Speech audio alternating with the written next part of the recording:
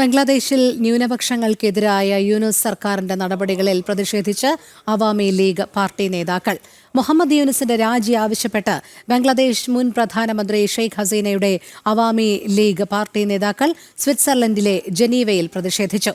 യൂനുസിന് സമാധാനത്തിന് ലഭിച്ച നൊബേൽ പുരസ്കാരം തിരികെ വാങ്ങണം എന്നുൾപ്പെടെയുള്ള ആവശ്യങ്ങൾ ഉന്നയിച്ചാണ് പ്രതിഷേധം.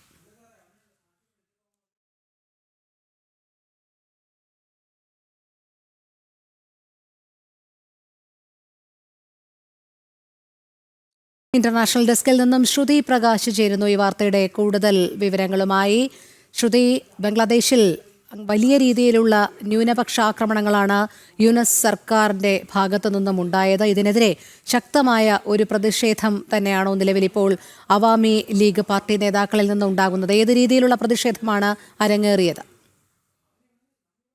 തീർച്ചയായും രോഹിണി, അവാമി ലീഗ് പാർട്ടി നേതാക്കളുടെ നേതൃത്വത്തിൽ ഇപ്പോൾ ജനീവയിലാണ് പ്രതിഷേധം കനക്കുന്നത്. നമുക്കറിയാം, ബംഗ്ലാദേശിലെ യൂനുസ് സർക്കാരിനെതിരെയാണ് ഇപ്പോൾ പ്രതിഷേധം കനക്കുന്നത്. ഭീകരൻ യൂനുസിനെ താഴെ ഇറക്കുക എന്ന രീതിയിൽ മുദ്രാവാക്യങ്ങൾ ഉയർത്തിയാണ് ഇപ്പോൾ പ്രതിഷേധക്കാർ ജനീവയിൽ തടിച്ചുകൂടിയിരിക്കുകയും ഇത്തരത്തിൽ മുദ്രാവാക്യങ്ങൾ വിളിച്ച് യൂനുസ് സർക്കാരിനെ താഴെ ഇറക്കണമെന്ന ആവശ്യവുമായി രംഗത്തെത്തിയിരിക്കുന്നത്. ഇതിനു പുറമെ നൊബേൽ പുരസ്കാരം ലഭിച്ച യൂനുസിന് അത് വാങ്ങാനുള്ള അർഹത അല്ലെങ്കിൽ അത് കൈവശം വയ്ക്കാനുള്ള അർഹത ഇല്ല എന്നും ഇവർ ചൂണ്ടിക്കാട്ടുന്നുണ്ട്.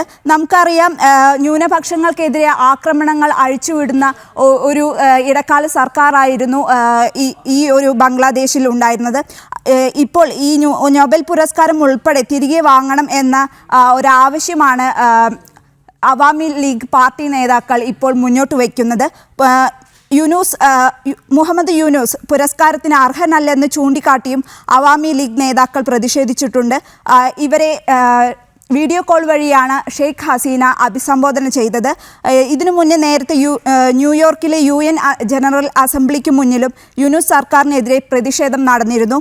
ഇത്തരത്തിൽ അന്താരാഷ്ട്ര തലത്തിലടക്കം പ്രതിഷേധം ശക്തമാവുകയാണ്. നമുക്കറിയാം, കഴിഞ്ഞ കുറച്ചു കാലങ്ങൾക്ക് മുന്നേ യൂനുസ് സർക്കാർ അല്ലെങ്കിൽ പ്രക്ഷോഭകരുടെ സംവരണ വിരുദ്ധ പ്രക്ഷോഭക്കാരുടെ നേതൃത്വത്തിൽ എത്രത്തോളം ആക്രമണങ്ങളാണ് ന്യൂനപക്ഷങ്ങൾക്കെതിരെ, അതായത് ഹിന്ദുക്കൾ ഉൾപ്പെടെയുള്ള ന്യൂനപക്ഷങ്ങൾക്കെതിരെ ബംഗ്ലാദേശിൽ അരങ്ങേറിയതെന്ന് നമുക്കറിയാം. ഇത്തരത്തിൽ അന്താരാഷ്ട്ര തലത്തിലടക്കം യൂനുസ് സർക്കാരിനെതിരെ ഇപ്പോൾ പ്രതിഷേധം അരങ്ങേറുകയാണ്. രോഹിണി. ശരി, ശ്രുതി പ്രകാശാണ് വിവരങ്ങൾ നൽകിയത്.